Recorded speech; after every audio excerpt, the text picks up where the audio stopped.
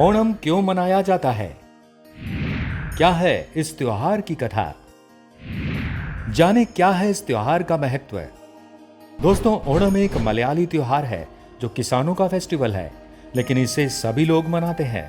आपको बता दें कि इस त्योहार को बड़े ही हर्षोल्लास के साथ मनाया जाता है। ओणम त्योहार की कहानी असुर राजा महाबली एवं भगवान विष्णु से जुड़ी है। लोगों का मानना है कि ओणम त्योहार के दौरान राजा महाबली अपनी प्रजा से मिलने, उनके हाल चाल जानने, खुशहाली जानने के लिए हर साल केरल राज्य में आते हैं। राजा महाबली के सम्मान में ये त्योहार यहाँ मनाया जाता है। चलिए आपको इस त्योहार के पीछे की कहानी बताते हैं। आपको बता दें कि महाबली प्रहलाद के पोते थे। प्रहलाद जो असुर हिरण्यकश्यप के बेटे थे, लेकिन फिर भी वे विष्णु के भक्त थे। अपने दादा की तरह महाबली भी बचपन से ही विष्णु के भक्त थे। समय के साथ साथ महाबली बड़े होते गए और उनका साम्राज्य विशाल होता गया। वे एक बहुत अच्छे, पराक्रमी, न्यायप्रिय, दानी, प्रजा का भला सोचने वाले राजा थे। महाबली असुर होने के बाद भी धरती पर एवं स्वर्ग पर राज्य किया करते थे।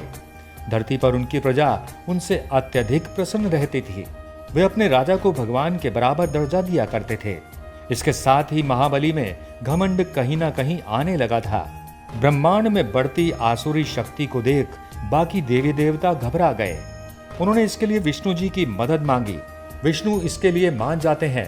विष्णु जी महाबली को सबक सिखाने के लिए सभी देवताओं की मदद के लिए माता आदिति के बेटे के रूप में वामन बनकर जन्म लेते हैं। ये विष्णु जी का 5वां अवतार होते हैं। एक बार महाबली इंद्र से अपने सबसे ताकतवर शस्त्र को बचाने के लिए नर्मदा नदी के किनारे अश्वमेघ यज्ञ करते हैं। इस यज्ञ की सफलता के बाद तीनों लोकों में असुर शक्ति और अधिक ताकतवर हो जाती है। महाबली बोलते हैं कि इस यज्ञ के दौरान उनसे जो कोई भी कुछ मांगेगा उसे दे दिया जाएगा। इस बात को सुन वामन इस यज्ञशाला में आते हैं। ब्राह्मण के बेटे होने के कारण महाबली उन्हें पूरा सम्मान के साथ अंदर लाता है। महाबली वामन से बोलता है कि वो उनकी किस प्रकार सेवा कर सकता है, उन्हें उपहार में क्या दे सकता है। वामन मुस्कुराते हुए कहते हैं, मुझे ज्यादा कुछ नहीं चाहिए, बस मुझे तो 3 पग जमीन दे दो। ये बात सुन महाबली के गुरु समझ जाते हैं कि वे कोई साधारण बालक नहीं है। वो महाबली को उनकी इच्छा पूरी ना करने के लिए कहते हैं, लेकिन महाबली एक अच्छे राजा थे। वे अपने वचनों के पक्के थे। उन्होंने वामन को हाँ कर दिया। महाबली वामन को अपनी इच्छा अनुसार भूमि लेने के लिए बोलते हैं। ये बात सुन वामन अपने विशाल रूप में आ जाते हैं। उनके पहले कदम में सारी धरती समा जाती है। उनके दूसरे कदम में स्वर्ग लोक आ जाता है। अब उनके तीसरे कदम के लिए राजा के पास कुछ नहीं होता, तो अपने वचन को पूरा करने के लिए राजा अपना सर वामन के पैर के नीचे रख देते हैं।